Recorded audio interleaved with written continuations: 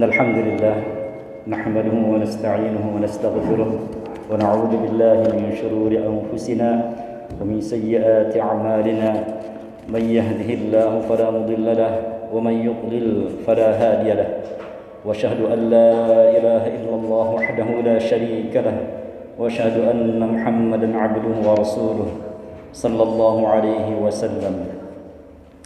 قال الله تعالى في كتابه الكريم: يا أيها الذين آمنوا اتقوا الله حق تقاته ولا تموتن إلا وأنتم مسلمون. وقال تعالى: يا أيها الناس اتقوا ربكم الذي خلقكم من نفس واحدة وخلق منها زوجها وبث منهما رجالا كثيرا ونساء واتقوا الله الذي تساءلون به والأرحام إن الله كان عليكم رقيبا. وقال تعالى: يا أيها الذين آمنوا اتقوا الله وقولوا قولا سديدا يصلح لكم أعمالكم ويغفر لكم ذنوبكم ومن يطع الله ورسوله فقد فاز فوزا عظيما. فإن أصدق الحديث كتاب الله وخير الهدي هدي محمد صلى الله عليه وسلم وشر الأمور محدثاتها وكل محدثة بدعة وكل بدعة ضلالة. أما بعد أيها المسلمون اتقوا الله تعالى حق تقاته. Kaum muslimin ibadallah, kehidupan akhirat itu memiliki sisi unik yang berbeda dengan kehidupan dunia. Di kehidupan dunia, perbekalannya disiapkan saat seseorang berada di dunia, tempat di mana kehidupan ini sedang terjadi dan berlangsung. Sementara kehidupan akhirat, bekalnya bukan dicari atau disiapkan saat manusia tengah menjalani kehidupan akhirat. Justru perbekalannya disiapkan saat manusia belum memasuki alam akhirat. Kehidupan akhirat bekalnya adalah amal saleh, dan Nabi SAW mewasiatkan kepada kita untuk segera, jangan menunda-nunda untuk menyiapkan bekal akhirat, karena khawatir kita tak mampu lagi menyiapkan bekal untuk kehidupan tersebut. Nabi SAW bersabda: "Badiru bil a'mali sab'an hal tantazuruna illa faqran munsiyan aw ghinan mutghiyan aw maradan mufsidan aw haraman mufannidan aw mautan mujhiran aw ad-dajjal fasharu ghaibin yuntazar aw as-sa'atu fas-sa'atu adha wa amar." Segeralah beramal sebelum kedatangan 7 hal. Tidaklah kalian menunggu selain kefakiran yang membuat lupa, kekayaan yang melampaui batas, penyakit yang merusak, masa tua yang menguruskan, kematian yang menyergap tiba-tiba, dajjal, seburuk-buruk hal gaib yang dinanti-nanti, kiamat, dan kiamat itu sangat membawa petaka dan sangat pahit. Hadis riwayat Tirmidzi. Ibadallah, Nabi menyebutkan segera beramal, jangan menunda niat baik dan amal saleh, karena ada 7 hal yang membuat manusia tidak bisa lagi beramal saleh. Beliau menyebutkan yang pertama dan yang kedua adalah: badiru bil a'mali sab'an hal tantaziruna illa faqran munsiyan aw ghinan mutghiyan. Segeralah beramal sebelum datangnya 7 hal. Apakah kalian mau menunggu kefakiran yang membuat lupa dan kekayaan yang membuat melampaui batas? Dari sudut pandang rezeki, kehidupan manusia beredar di antara 2 kondisi. Dalam satu kesempatan Allah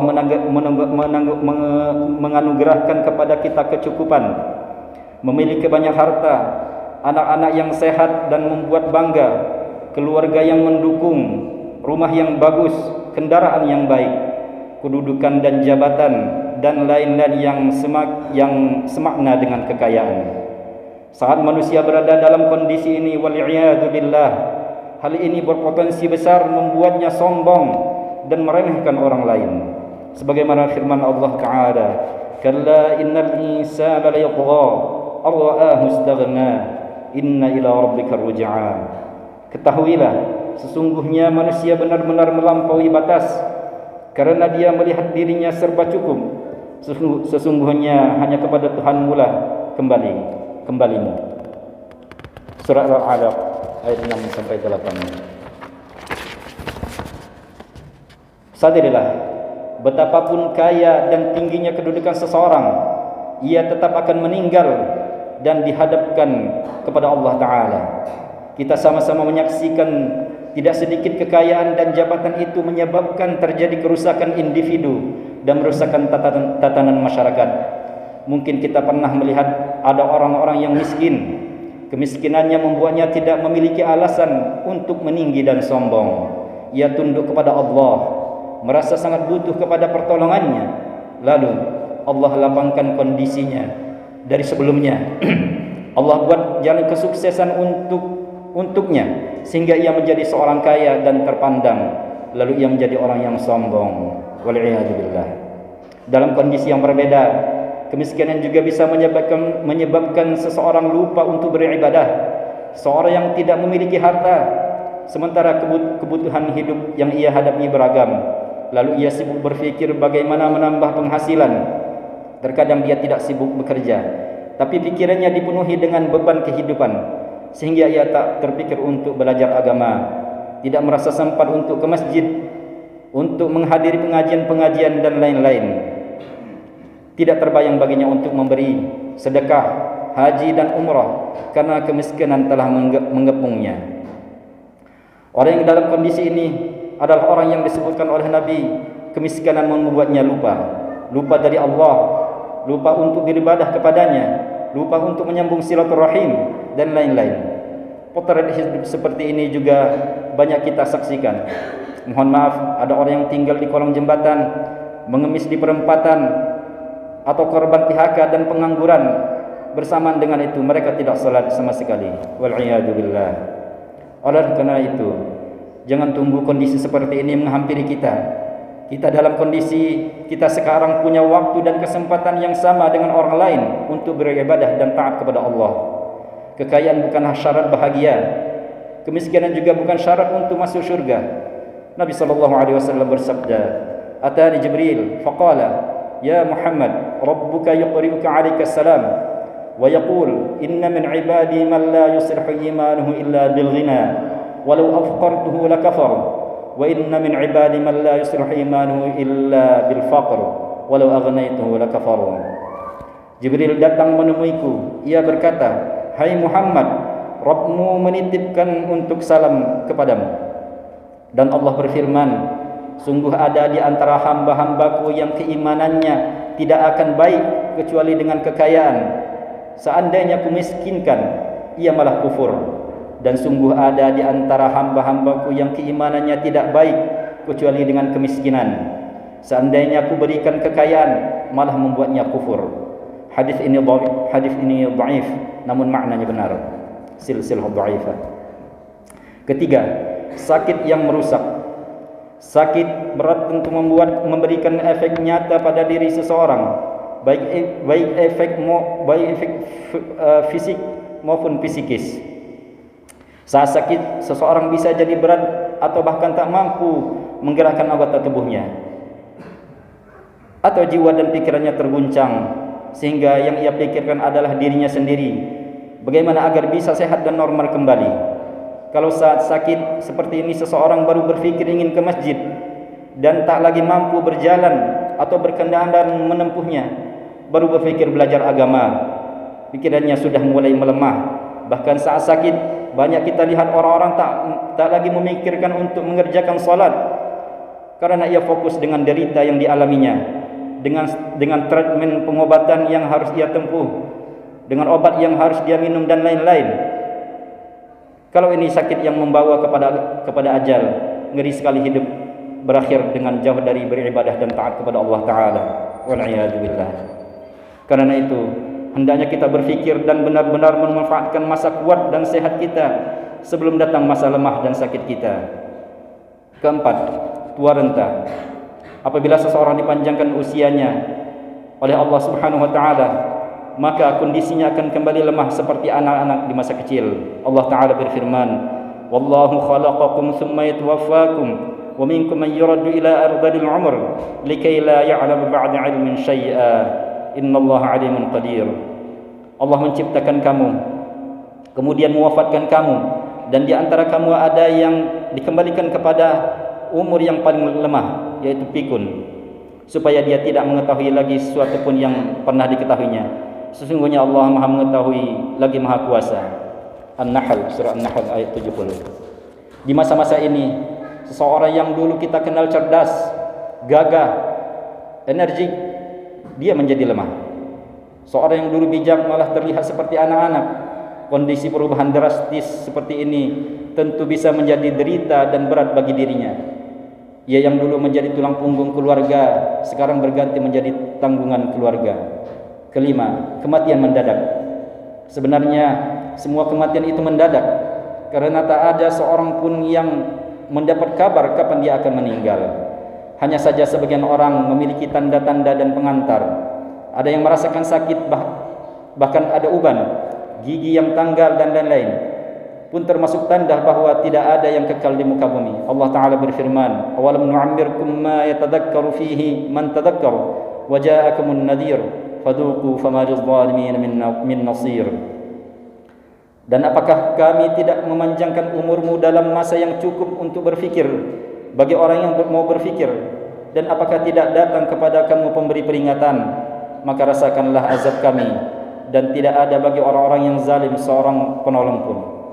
Al-Fatir ayat 37. Sepupu Nabi Muhammad sallallahu alaihi wasallam dan ulamanya umat ini, Abdullah bin Abbas radhiyallahu anhu mengatakan, al-umru alladhi a'dhara Allah fihi li bani Adam fi qawlihi awalam nu'ammirkum ma yatadakkaru fihi man tadakkar 60 sanah. Usia yang dijadikan batas pemakluman oleh Allah untuk anak Adam dalam firman-Nya, dan apakah kami tidak memanjangkan umurmu dalam masa yang cukup untuk berfikir bagi orang yang mau berfikir adalah 60 tahun. Tafsir Ibnu Katsir. Ini bukan berarti di bawah 60 tahun itu berarti kelonggaran dan pembolehan melakukan dosa dan kelalaian. Karena usia berapapun kematian tidak memberi kabar. Hanya saja kalau 60 tahun masih belum berfikir tentang akhirat, belum ada minat tentang agama, belum mau sibuk bersiap ke akhirat, malah semangatnya memburu dunia tetap membara, saat ini tidak lagi mendapatkan pemakluman dari Allah Ta'ala. Kemudian di ayat juga disebutkan tadzakkar wa ja'akumun nadhir, dan apakah tidak datang kepadamu pemberi peringatan. Para ulama menafsirkan peringatan di dalam ini adalah maksudnya uban, artinya tidak ada yang kekal, rambut hitam pun berubah menjadi putih. Demikian khutbah yang pertama, mudah-mudahan memberi manfaat. Aqulu qawli hadza wa astaghfirullah li wa lakum wa lisairil muslimin min kulli dhanb fastaghfiruhu innahu huwal ghafurur rahim. Allahumma shalli ala sayyidina Muhammad wa ala ali sayyidina Muhammad.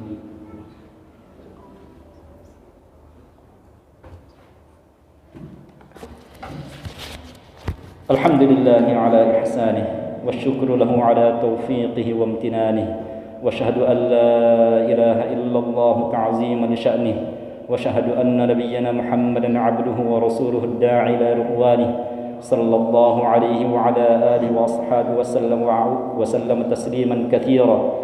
Amma ba'd, fattaqullaha haqqa taqwa wa raqibuhu fis sirri wan najwa. Yang keenam, datangnya ajal. Saat datang ajal, orang yang sebelumnya belum beramal saleh maka akan jadi pengikut Dajjal. Di saat itu Dajjal memberikan tipu daya yang luar biasa, bisa menurunkan hujan, menumbuhkan tanaman, menghidupkan orang yang sudah mati. Hari ini saja kita melihat banyak orang tertipu dengan uang, sembako, tipu daya media dan lain-lain, apalagi dengan tipu daya Dajjal yang jauh lebih hebat dari semua itu. Ketujuh, kiamat. Hari kiamat adalah hancurnya alam semesta. Allah Ta'ala berfirman, balis sa'atu mau'iduhum was sa'atu adha wa amar.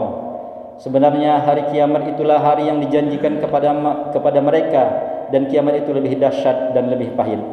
Al-Qamar ayat 46. Jemaah yang dimuliakan oleh Allah Ta'ala, inilah 7 penghalang yang membuat seseorang tidak mampu lagi beramal. Kita semua mengalami masa-masa di mana Allah mudahkan untuk beramal. Karena itu jangan sampai 7 hal ini, kemiskinan yang membuat lupa, kekayaan yang membuat sombong, sakit yang merusak, tua renta, kematian mendadak, dan datangnya ajal dan hari kiamat baru menyadarkan kita. إن الله وملائكته يصلون على النبي يا أيها الذين آمنوا صلوا عليه وسلموا تسليما وقال صلى الله عليه وسلم من صلى عليه صلاة واحدة صلى الله عليه بها 10.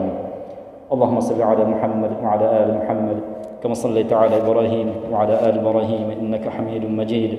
اللهم بارك على محمد وعلى آل محمد كما باركت على إبراهيم وعلى آل إبراهيم إنك حميد مجيد. اللهم اغفر لنا ذنوبنا وتب علينا إنك أنت الغفور الرحيم. اللهم اغفر للمسلمين والمسلمات والمؤمنين والمؤمنات الأحياء منهم والأموات إنك سميع قريب مجيب الدعوات. اللهم أعز الإسلام والمسلمين وأذل الشرك والمشركين ودمر أعداء الدين واحمي حوزة الإسلام والمسلمين. اللهم انصر إخوان المسلمين في فلسطين وفي سوريا وفي كل مكان وفي روهينيا يا أرحم الراحمين.